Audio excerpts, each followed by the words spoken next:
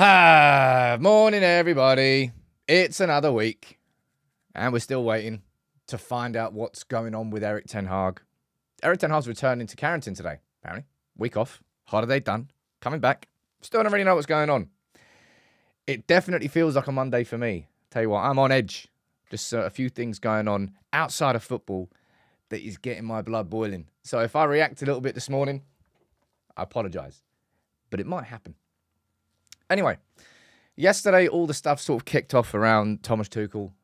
Who was it that started it? It was Christian Falk from, he writes for Bild in Germany. He was talking about the Ratcliffe and Tuchel meetings, and then it was corroborated by Mike Keegan from the Daily Mail, and then Matt Lawton from the Times. And then within, half an hour, Fabrizio Romano comes up, oh, actually, no. Nope. Completely different angle. Sod that. Just more... I don't even know whether you call it smoke and mirrors anymore. It's just information from different angles, and we're just in the middle of it. The maelstrom of this managerial mess, if you want to call it. But I'm going to try and summarise it all for you this morning. Going to give it in timeline order, and we can have a conversation. The Euro starts on Friday. And there is a real possibility that we go into that, well, I said we, that England go into that tournament. And we still don't know what's going on with Erik Ten Hag. I'll run through all of that. We'll speak about Jadon Sancho. We'll speak about Luke Shaw criticising the medical team, which I think is completely fair enough. It's not the first example we've heard of the medical team being culpable for problems at our football club. Let's be honest. We'll run through that.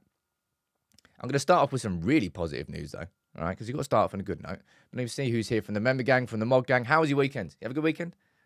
Had a pretty crazy Friday night. Shouldn't have done it. Lots of regrets coming on Monday morning, and not just because of that. Vicky, good morning to you. Ant, good morning to you as well. I can see you both there. Carl, good morning to you as well. Who else is up here? Josh, I'm sure you're there. I can't see you. JC, I can see you there as well. We've got Anthony. We've got Block 119er. How you doing, man? Rofi. We've got Harry, Robert, Nima, Anthony, Tyler, Brian. Good morning to all of you. Monty had a boring weekend. Very nice. Well, actually not very nice, really. Who's on Facebook?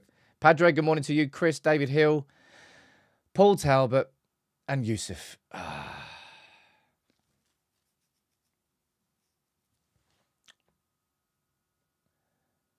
Just thinking about what I'm going to be doing for my lunchtime video today. And it's just Man United, man.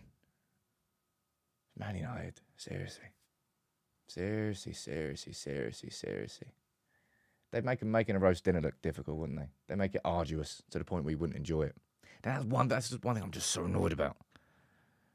I wanted that to be gone. You know, that sort of, whatever decision it was. You know, there's a million different ones. But just to the point when the decision or something finally happens, you're like, well, yeah, finally, yeah, great. Like, everything's been squeezed out of it up until this point anyway, which is probably largely 90% simply just down to the media, but it's the world that we live in. Anyway, I'm starting off with some good news here. As I said, I'm in a bit of a interesting mood this morning. But Lisandro Martinez, bueno. Yesterday, started for Argentina against Ecuador. Completed 90 minutes. And can you have a look at this bad boy as well? 80 passes attempted. 80 passes completed. I watched a compilation this morning. It wasn't simply just turn back, pass it to your defensive partner, or turn back and pass it to your goalkeeper. Quite a few of those passes were the sort of line-breaking passes that we know of Lisandro Martinez. I'm just really happy to see him getting a full 90 minutes under his belt. Not going off with cramp, not going off with anything. Calm. We need him. No matter what happens next season, no matter who's in charge or what is going on at this football club, we need him back. Pronto. Because he represents more than just the best ball-playing defender that we have. More than just the best defender we have. He sort of sets the expectations that other players have to meet on the pitch. It's like when you're in the office and your boss goes out, you can get away with a bit more. You know, you just, I don't know, start playing some games, start chatting to your mates, doing what you want, because your boss isn't in the office. It's like when Martinez is in the team, his teammates around him can get away with less. That's the way I would describe it. And that's pretty much what captains do. I know he's not a captain on paper, Oh, he didn't play 90 minutes. Who cares? Who cares? Right. Sorry. Didn't play 90 minutes. My bad. Who sent a super chat? Rob saying, what realistic signing can have the biggest impact? It's quite easy. It's the person who completes. Is it easy? That's a pretty good question, actually. Out of the two positions, right? Maybe I'll do that as the poll. Right, that's a good poll question there. Which signing would have more impact? Did he complete 90 minutes or didn't he? Jeez, who cares? Who cares? As I said, I'm snappy this morning. I've had a bad morning. Which one of these two do you think would make more of a difference or have more of an impact?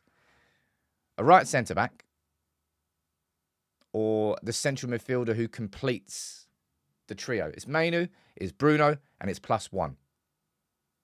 And it's Martinez +1. And we saw the impact that having Varane and Martinez back in a central defensive partnership against City in the final was. Anyway, I'm going to leave that poll going because that's actually quite a good question. Before we dive into what is the crux of the show, I suppose, and there's not really an opinion I can give you on this whole Ten Hag situation that I haven't already said. There isn't really a conversation around Ten Hag or any of the candidates that hasn't already been said. We've run through every single eventuality. I did my video last week, and I stand by everything I said in that video. I said, if I'm looking at Erik Ten Hag going into his third season or I'm looking at Poch, I made that decision 2 years ago as a fan, and I went with Erik Ten Hag. Has anything changed in those 2 years from Poch to make me think I made the wrong decision? No, it absolutely hasn't. Has it gone perfect with Erik Ten Hag? No, but in those two situations, I'd much rather see out the third season of Erik Ten Hag than going, well, never mind, let's scrap all that. Let's go back to Poch when that decision was made 2 years ago. No, sod that. No, thank you. Southgate, move on. I'll speak about Southgate a little bit later. Graham Potter's name's been mentioned. Roberto De Zerbi had a fantastic stock at Brighton until the second half of the season where they were in absolute relegation form. And I don't really think De Zerbi's name has been linked, really at all. And I said in that video, I said, honestly, it feels like there are two managers who, if you wanted to, it felt like you could have like a logical argument for either of them. And I said those two were Kieran McKenna and Thomas Tuchel. Now, I know the inherent risks that would come with McKenna. And of course, he signed his contract with Ipswich and it's not even a conversation anymore. So McKenna gone. Boom, don't need to talk about him. And it left you with Tuchel. And I thought, you can pick apart any flaws or any problems or anything that's gone wrong with Tuchel in his career. Sure, right? He's not perfect, and he wasn't perfect in any way, shape or form, but he's a top-level coach. And in the market, you can understand if INEOS were looking at him. And INEOS apparently have been looking at him. And this is what happened yesterday, right? I was out seeing my family, trying to take a day off, and it just never happened. Right, Christian Falk came early yesterday and said, Jim Ratcliffe met with Thomas Tuchel in Monaco last week. Now, the first thing I want to actually say about this is, why is Jim Ratcliffe meeting him? I don't really think that's been mentioned too much by that many people. Why is that Jim Ratcliffe? Is that because Dan Ashworth's not in yet? Is that because Omar Barada can't work legally at our club until mid-July? Why is that not Jean-Claude Blanc? Why is that Jim Ratcliffe? I don't know. I found that a little bit curious. Like, is he leading this? I don't know. Anyway, Christian Falk came out with that earlier yesterday, and it was corroborated by Mike Keegan in the Daily Mail. Now, corroborated means that more than one person is saying it from a different angle. And in terms of how I interpret the news, if more than one person is saying it from completely different sources, it gives it a little bit more legitimacy, rather than just one person just shouting in a corner.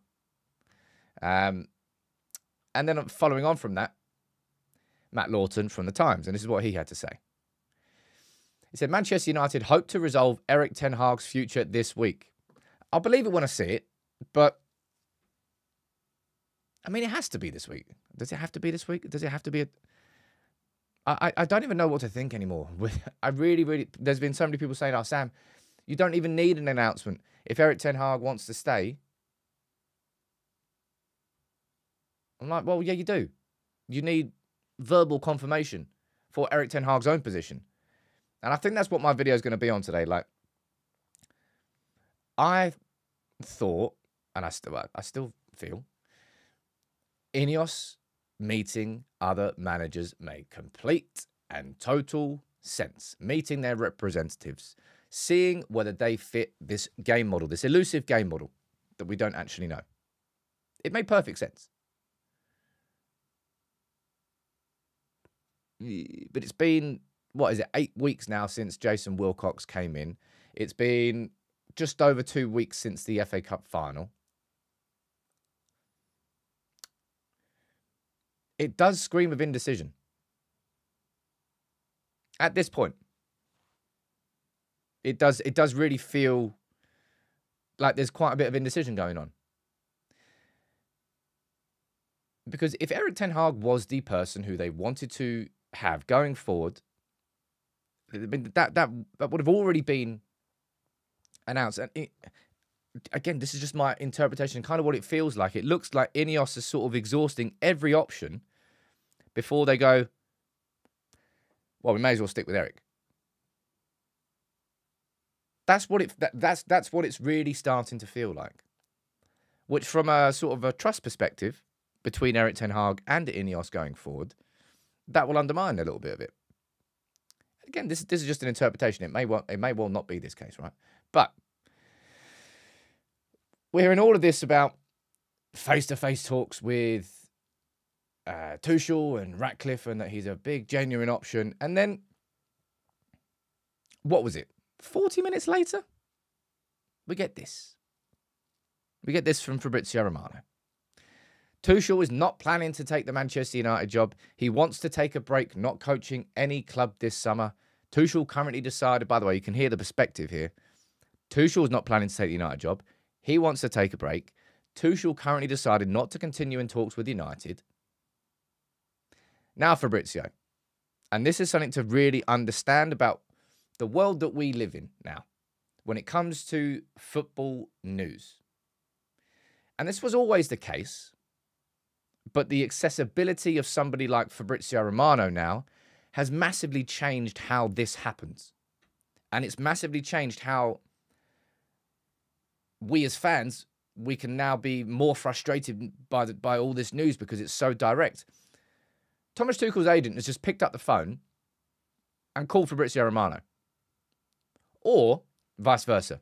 Fabrizio Romano has called Thomas Tuchel's agent. Right? And he said, now hold up. It's not that Man United have decided that they don't want Thomas Tuchel. Actually, Fabrizio, it's coming from it's a completely different angle. Right? He doesn't want to take a job this summer. He wants to take a break. By the way, Fabrizio, again, this is where you do a little bit of digging. He published this yesterday, 9th of June, saying that Thomas Tuchel wants to take a break, not coaching any club this summer. And we just do a little bit of research. And we go back to here on the 30th of May, 10 days ago. Thomas Tuchel remains keen on getting back to work already this summer, in case of a good opportunity. If Manchester United decide to fire Erik Ten Hag, Tuchel would be one of the names in the shortlist. He is very keen on a Premier League return. And 10 days later, he wants to take a break from coaching any club this summer. Well, something doesn't match up there.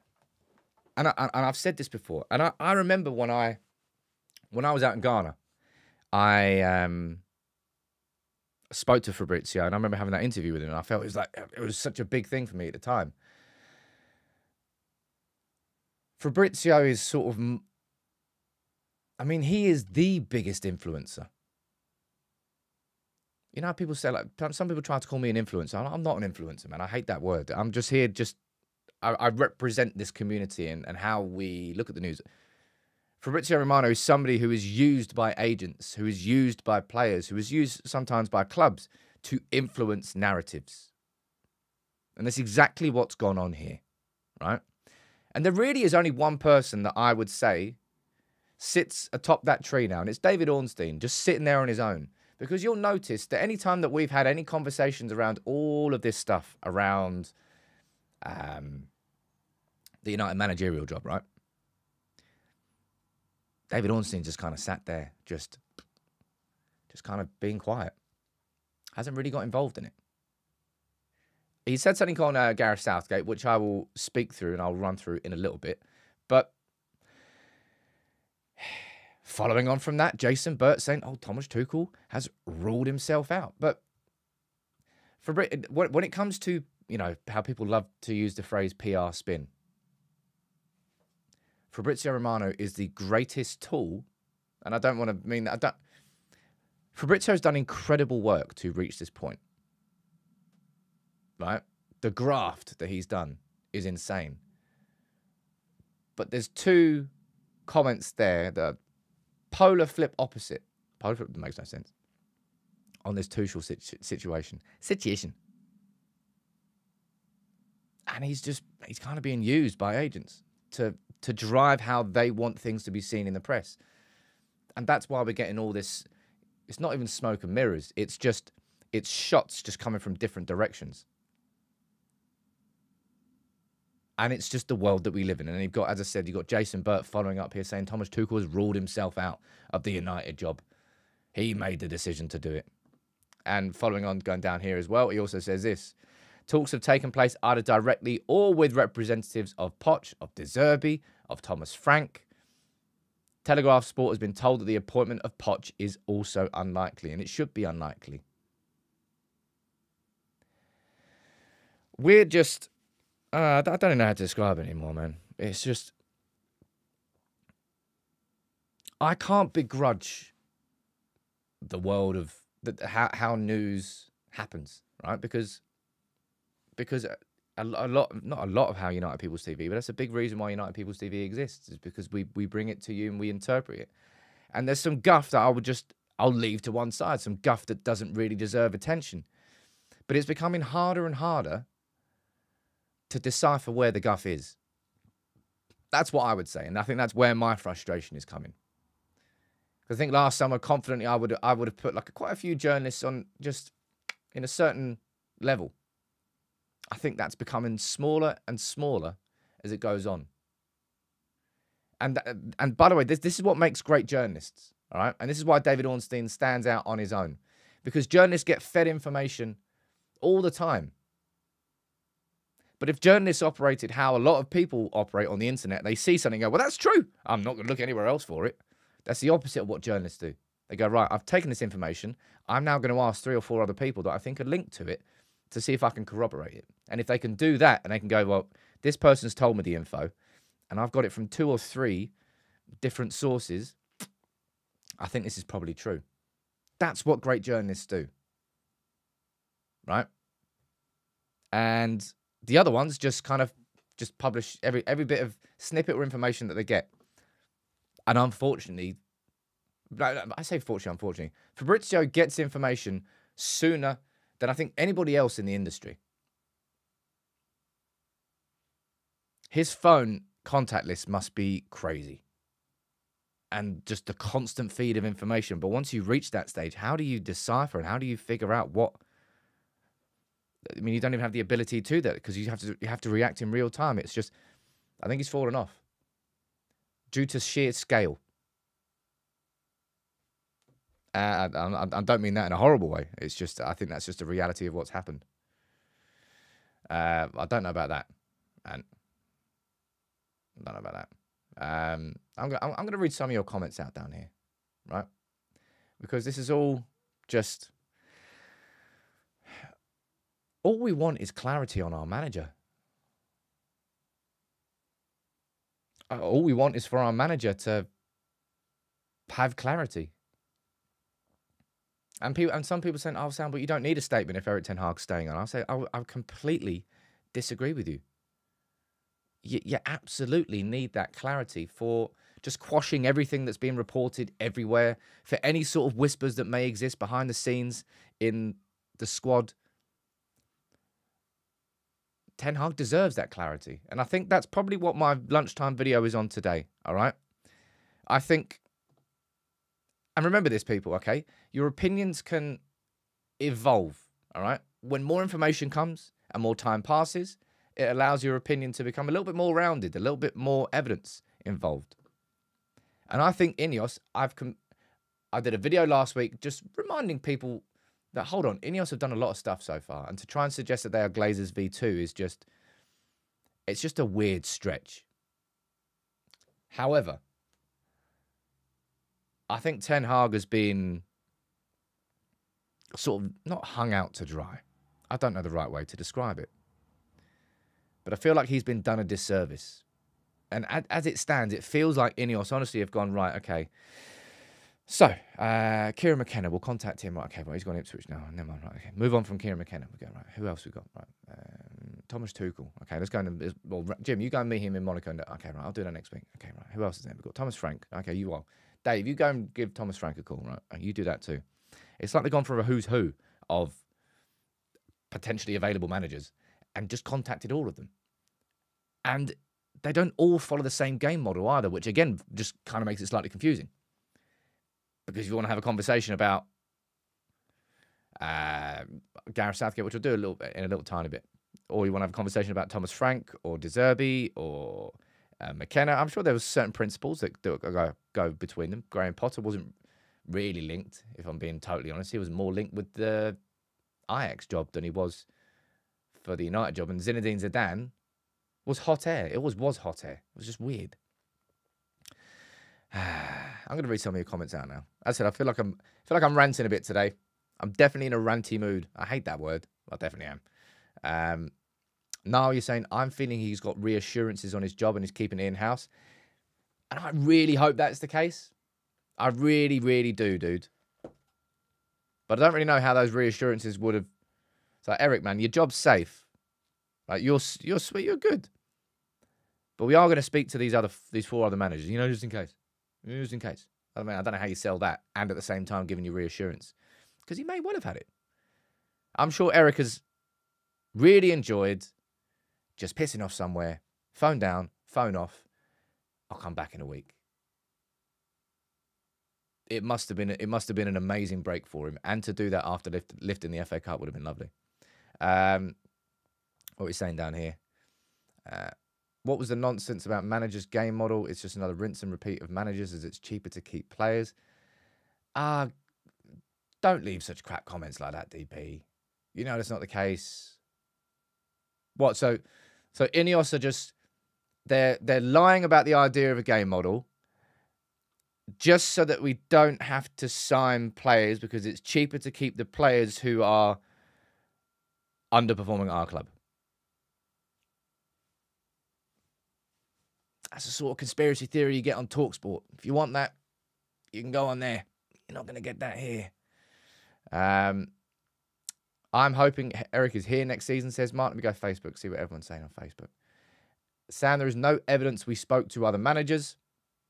I suppose that comes down to the interpretation of how you read through the news. There's been quite a lot of smoke in quite a lot of areas. And maybe it is just all smoke. And it is just all smoke and mirrors. Yeah, Connor, that's a great comment, man. Thanks for sending in that super chat. You've really sort of summed that up there. Social media has made every day seem like a week in football news. That's a really, really top tier way of describing that, because that's what it is. And Fabrizio's been a big part of that. One of, all right? It kind of sounds like I'm gunning for Fabrizio, man. I'm not at all. I just remember probably about a year and a half ago when it was Fabrizio and David Ornstein just sitting there toe-to-toe for who's the best. And now I don't even think it's close. Because Fabrizio's gone down a different path. And it's bloody worked for him, by the way. But yeah, every day does feel like a week. And I get that here sometimes. I would love to just disappear for a while. But I can't. I can't. I'm going to try and get away for a week in August myself, but I just can't. I am the face of United People's TV, and I can't take those live shows with me on holiday. And that period between June and August is, ironically, is busier than when there isn't football. I always try and tell people that. Oh, yeah, it's the summer now. You have a little bit of time off. I'm like, actually, it's more unpredictable. And that's what it is. Yeah, Harry, I might try and figure out a broadcast from abroad, but then I've got some seriously good internet here, and I could not handle this setup. Akash, you're saying I've become a workaholic. You know what's part of that? It's this damn ankle. As I said, there's a few things going on that's getting to me. I need a good week. I'll be fine. But it's been long. Been very long. I feel like Erik Ten Hag's face there. That's what I feel like.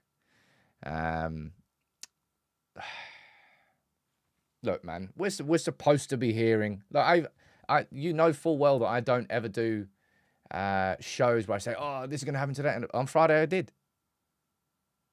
On Friday, I did. I said we expected to get news today, and then it didn't come, and we wait. Gut instinct down here, ladies and gents. Just again, your opinions. This isn't about anything else. Just who do you think is going to be our manager next season?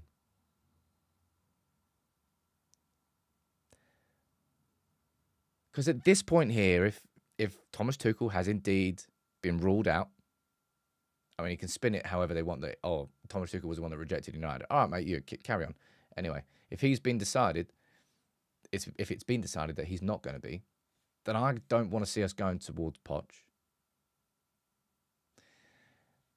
De Zerbi, you might be able to have an argument for, but I just none of these options. None of these options feel better than Erik Ten Hag getting a third season. And as I've said to you before, right? No manager post Sir Alex Ferguson has ever seen out his third season as Manchester United manager. Ever. Technically, Solskjaer didn't even have 3 seasons because he came in November. Or was it 3 seasons? He came in November and was sacked in November. Maybe that counts as 3-4 years. Well, it was 3 years. I'm not sure if it was 3 seasons. Anyway, Mourinho obviously was sacked in his third. All went to pot and he was sacked in November. I'm going to see what you're saying down here in the comments. Stick with Erik Ten Hag as our only option, says Kent. Erik Ten Hag says Rave Worship, Teclon, Lone Wolf. Jonathan, you're saying that as well. And you're saying Ten Hag as well, but he's on probation. And that's the thing I would personally disagree with. Well, in terms of what I think it should be. It really should be a sack or back. Now, technically, you wouldn't have to do it because Erik Ten Hag has got, and I only figured this out when I looked the other day. Ten Hag's contract doesn't run out in the summer. It does, but United have got the option for 1 more year. So, Erik Ten Hag's here until June 2026. So, technically, he wouldn't need a new contract. But if you're going to stick with him, I think you're going to stick with him. Would there really be much point in going to that? I don't know. Look, my original thought was Erik Ten Hag absolutely deserves at least to be seeing through until December. But I just don't know anymore, man. I really don't know anymore. I want to see Erik Ten Hag get the chance to start next season as Manchester United manager. I said that last week. Nothing has happened between last week and this week to change my opinion on that. All right? I absolutely believe he should be starting next season as Manchester United's manager. Guarded man, I tell you what, I've got to open this now. I forgot to open a little tool and my little buttons aren't working. So let me see if I can do this midstream. All right? And hopefully it won't bust everything. I mean, it could do. Might be quite funny, actually. Actually, no, it wouldn't be funny. I don't think I'd laugh right now. By the way, there's lots more we're going to speak about. We speak about Jadon Sancho, speak about Luke Shaw, speak about Joao Neves as well. Lots and lots of news about, well, news? Noise. Noise, not news. I actually don't think I've had the opportunity. That was a weird noise. I don't think I've had the opportunity to press this one here, but Garlic Bread Man and Tommy both gifted 10 memberships each, and I don't think I've pressed this one yet. I think this is a new one. I think you're going to enjoy this. Would it work? Now Bruno Fernandes. Here's Rashford. Oh, fantastic, confident pass for Garnacho. United in the mood again here. Bruno for Mainu for 2-0. It is just remarkable. Oh, man. That's what we needed this morning. That's what we needed this morning. Come on, people. Big up to that. Thank you very much, Tom. Thank you very much, Garlic Bread Man, for letting me have that. Too long, Sam. Get in the bin. Get in the bin. Oh, it's too long, too long. Oh, how dare you possibly listen to the commentary of Kobe Mainoo making it 2-0 in the FA Cup final, Sam. It's too long. I've got things to do, people to see. Calm down, people. I don't care if it's long. Maybe I'll make it shorter next time. All right, but I enjoyed that one. I'm really looking forward to just getting clarity either way. That's all I want. Oh, man, Nuruddin, how you doing, man? You've probably been lurking there in the background, just waiting. When can I give Sam a pick-me-up? That's more than a pick-me-up, man. The intro's too long. Everyone's coming out gunning here today. There you go. Look, after what is it, half an hour, I feel like I'm in a significantly better mood. Big up to the best community in the world. And you know what? Because Nuruddin has gifted 50, like the Don that he is, we get to enjoy this. And I hope this is too long for you as well.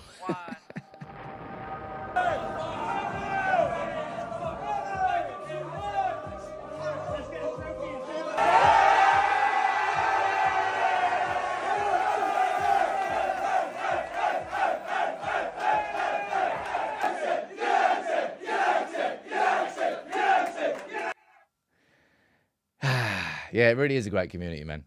And that's what community is. I wonder what the definition of a community is. It's just like a collection of people who come together. I suppose exactly what a community is. Big up to you, dude. And also down there, Anthony, I can see you gifting 5 memberships too. Now, all of you, ladies and gents, can you please, Alex or Joe, if you're watching, can you please drop the link for the Euros Fantasy League? Everybody join. I'm going to throw in a prize into that. I'm not sure what it will be, like a shirt or some money. I haven't got any idea, all right? But can you please join it? It's free. And also, for the members, I'm going to be, today or tomorrow, I think that Alex and Joe have kind of already got it organised, going to be doing the sweepstake. Everyone, well, the first 32 to join in, it's going to be a tenner to enter. First 32, you're going to go into the hat. Well, 31, because have I got to go in? No, I won't go into it this time. There you go, I won't go in. So the first 32, you all go in, 320 quid prize pot, and I'm going to throw in an extra 100 quid on top of that, and then we'll split, and all the money that comes into it will all be going out to you. You know, so it's like a sweepstake at work. I used to love the sweepstakes at work. I never got anywhere near winning one, by the way. Absolutely not near winning one. We want some transfers, says Keane. I'll tell you what, man. This is it's the 10th of June, and I spent so long getting all of these ready for the summer, and I haven't had the opportunity to use my bloody whiteboards. Because the whiteboards are irrelevant right now. The whiteboards are totally irrelevant right now. But they will be coming out at some point as soon as we've got clarity. And this is the thing. As soon as we've got clarity on the manager, then boom. There's so much content that I can bring you and conversations that we can have which just aren't relevant right now. And I want to be having them. The summer should be fun. The summer should be fun. Right now, handbrake. Now, somebody who a lot of United fans are talking about, and understandably so, Joao Neves. I'm going to have a look at... I haven't updated that board, right? I need to go back into it and see what's happened so that there might be some colours who are wrong, right? There's been a lot of noise around Joao Neves. Now, the reason that it's down, if I go back to the board, I'm guessing he's down there as red, right? So look. Joao Neves, he's down there as red. Because I know his price, right? I know his price. It's going to be north of 100. Well, his release clause, I believe, is 120 million euros. And I think he probably would be my dream signing. I put Onana down when I did my ideal summer because I thought there's no point having a conversation around Joao Neves. And I still don't know whether there is. Honestly, I still don't know whether there is because it would just cost so much. But lots of whispers and lots of noise around him. We're going to have to see if that one develops at any point. Of course, he'd have to deal with Benfica. And dealing with Benfica is kind of like dealing with Dortmund. Ish. Equally as difficult, but Benfica typically get what they want. Right? And speaking of Dortmund, just confirmation here from Simon Stone from the BBC, and confirmation that we all knew would be the case and we all know should be the case, is it does not matter what happens to Erik Ten Hag. It does not matter who comes in as our manager. Jadon Sancho should be leaving. And Jadon Sancho is leaving. And that's what the report is saying here. It goes, look, it doesn't matter what happens here, right? BBC Sports understands United will look to sell Sancho this summer no matter who the manager is. And they want £40 million. And I think that's fair all round, really. Nimi is saying 40 mil is not enough. Look, we paid 72.5 mil. Has Jadon Sancho become a better footballer since joining Manchester United? Now, the answer is no.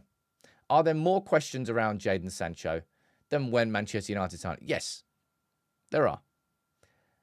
I think 40 million, if we got anywhere, maybe not anywhere near 40 million, the price should be between 30 and 40 million. All right? The question is, how much would United be able to get up front? That's going to be the big question. And that I don't have an answer to. That you don't have an answer to. But I think Dortmund are going to lowball. Dortmund are going to lowball hard. They're already lowballing for Maatsen. We showed it last week. I think his release clause is £35 million.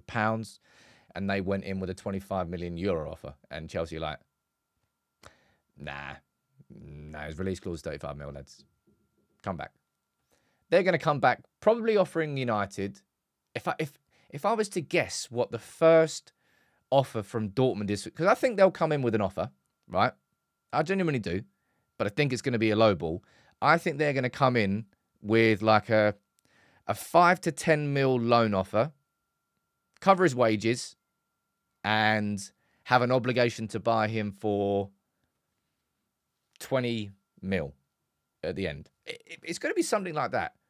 And of course, that doesn't help United up front in terms of PSR because you need the money on the books before the 30th of June. I think they're just going to come in with some weirdly structured, low initial offering, potential obligation at the end of it. That's what I think they'll do. And Aaron, they might even just come in with a straight loan offer and say, look, we'll loan him again for another season. We'll pay his full wages. Yeah, well done. And we'll buy him for 25 million at the end of it if he has a cracking season.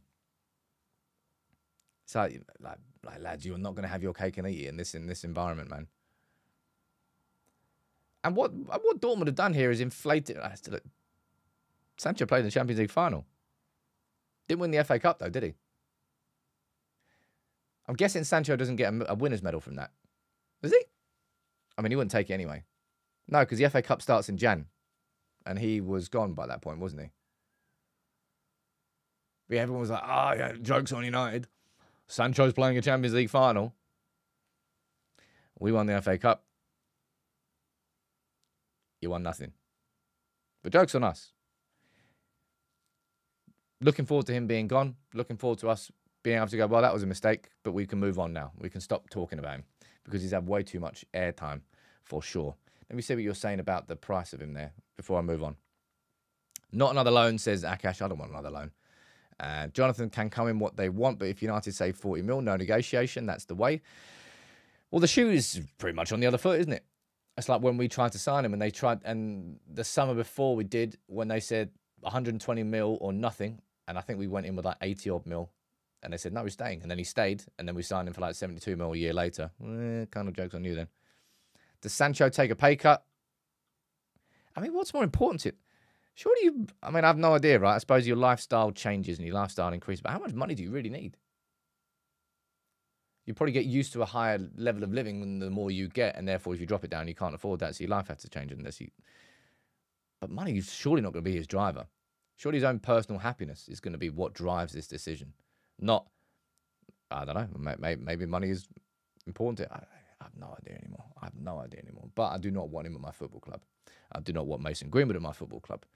And there's plenty of other players I don't think should be here next season. Although I do think Erik Ten Hag should be. Now, this sort of came out over the weekend, and let's be totally honest, right? We all know that Manchester United's medical staff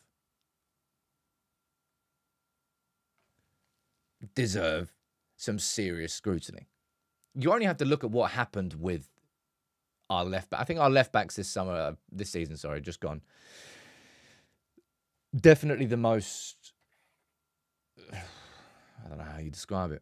It's the biggest mistake, right? We sent Reguilon back to Spurs because the medical staff told Erik Ten Hag that you're definitely going to have Luke Shaw and Tyrone Malacia fit for the second half of the season. Therefore, you don't need Sergio Reguilon. Therefore, you can just let Alvaro Fernandez go on loan to Granada or Benfica or wherever it was. And they were just catastrophically wrong. And then Shaw coming back towards the end, and he suffered a setback, and Shaw's just basically called them out. But I say basically called them out. He's not done it in an aggressive way. He's not done this to take the headline on the Sun, but he's just saying, look, I shouldn't have played, and I think it's kind of everyone's fault. And you're saying Shaw said nothing until he went on international duty. He's going to get a pasting. I mean, why? It's part of his fault, part of the medical staff's fault. And this is what I keep... Everybody is culpable for all of Manchester United's problems. There is not one person or thing or anybody that you can remove, and all of a sudden our problems are fixed. And it goes down to the players as well. Because I think certain players will push themselves when they probably should be resting. And like Harry Maguire, for example, I think Harry Maguire, if Maguire hadn't have pushed himself at United, because he definitely played through injury for quite a bit of the second half of the season, I think. Had he not done that, he probably would have been fit for the Euros. So he's actually done himself a little bit of a disservice.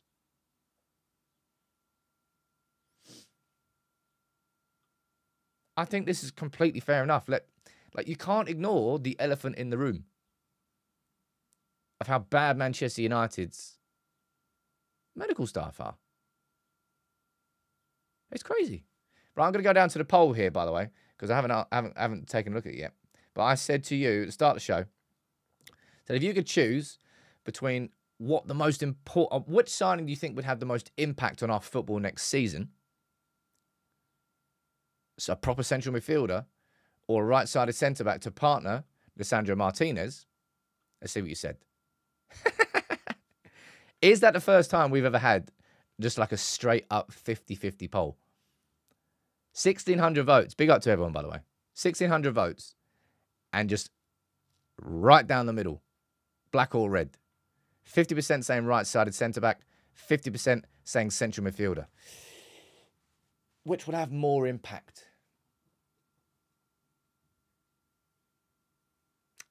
I think probably the right-sided centre-back. I think that would have the most impact on how United play out from the back with the ball, on how United are press resistant in building up, and also a right-sided centre-back should be able to actually drift into the central midfield position as well. But out of possession, United on the transition when we are attacking, and we lose the ball, that's where that central, not really defensive midfielder, but that's where that central midfielder, that's Ratcliffe, central midfielder is going to make all the difference. By the way, we need both, all right? So this is not me saying, oh, let's sign one and not the other. We need both. But I would probably say pretty much what everyone's saying down there is right down the middle. They are so important, both a right-sided centre-back and a central defensive midfield this summer signing. So I'm not surprised that that's literally down the middle.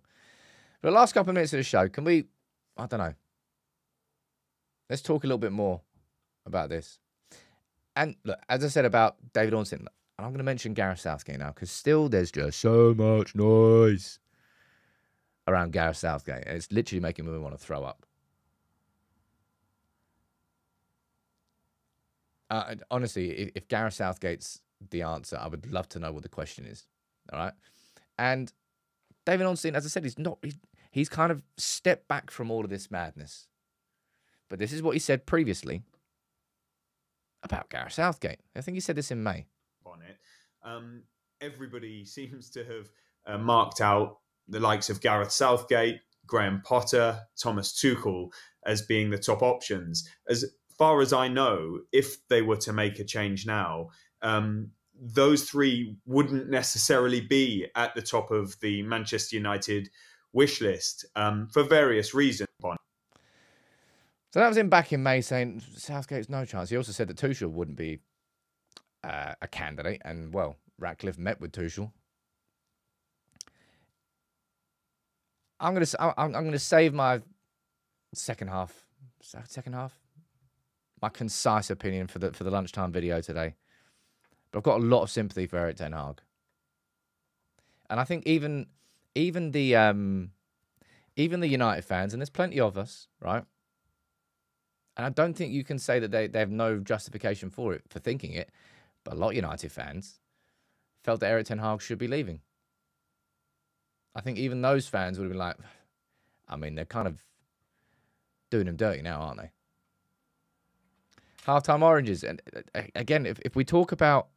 In fact, I did a tweet on this, and I think this is probably a really important point to end on, I think, here. Let me close that. Don't need that open at the same time. This, right?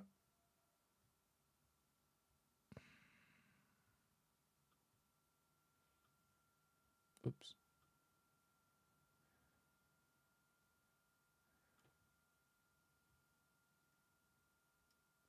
So this was from 3 days ago. This is Sky Sports News, who are the absolute guff now.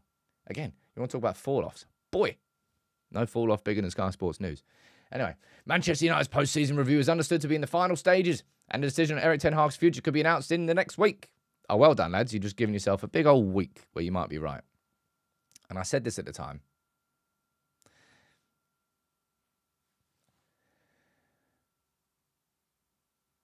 It really feels like the press have been feeding off scraps. It feels like the press have been probably maybe against their own instincts in certain occasions, going with a story that they can't really corroborate as much as they maybe have done before, but running with it anyway. And it's fed this incessant, like Connor, going back to what you said earlier, social media in football has made a day feel like a week, because you get an update at 11:04, 12:33, 2:50, 6:20, and 8:30 p.m. And then you're like, what do I do? Who do I believe? And what is going on? That's the world of social media and the incessant nature for constant updates and constant gratification. But it really feels like INEOS have, whether you like it or not, whether you agree with the process or not, and I don't really agree with the process at this point. I think it's just gone on a bit far. INEOS have kind of kept it in-house. They've kept it in-house. That's what it feels like to me anyway. Will we get the conclusion this week? That's what we're apparently being told. But I'm not going to come with any sort of confirmation of what day anything's going to happen. I'd be amazed. I'd be amazed if at some point this week we weren't here on a live show reacting to the news about Erik Ten Hag either way. I would be amazed. But at the same time, would I really be? I don't know. It's a Monday, though, and it's definitely got a Monday vibe here today. But look, oh, by the way, ladies and gents, can I just say here, the lunchtime video today, there's an incredible giveaway. Got a fantastic sponsor, and there's an incredible giveaway coming in the lunchtime video of €2 tickets to go and see England against Slovenia, and flights, and hotel. I'm telling you, it is one of the best giveaways that we've done on the channel. And I'll tell you the details of how to do it in the lunchtime video today. So you make sure you want to join it. It's completely free. You just got to download an app. All right? It's worth it. All right? I'll see you in the lunchtime video today. And fingers crossed I'm here randomly. Right? Randomly. Flights from New Zealand. Maybe not, Carl. I don't know. But I hope I'm randomly here at some point, live and direct and reacting. And this one, Ant, you can't fix this one because the prize gets announced inside the app. So I haven't even got control over the prize draw. All right. I'll let you know the details in the video today. Thank you all for tuning in. Nuruddin, thank you so much, man, for gifting 50. To Tom, sorry, let me remember who down here. It was Tom and it was Garlic Bread Man gifting 10 memberships each and Anthony gifting 5. Estevo, little super chat at the end saying, can't wait for Erik Ten Hag to come out. First game like Trump, saying fake news and misinformation. I don't ever want to hear my manager speaking like Donald Trump. The Whopper. Right. Have a good day, everybody. Feel better now.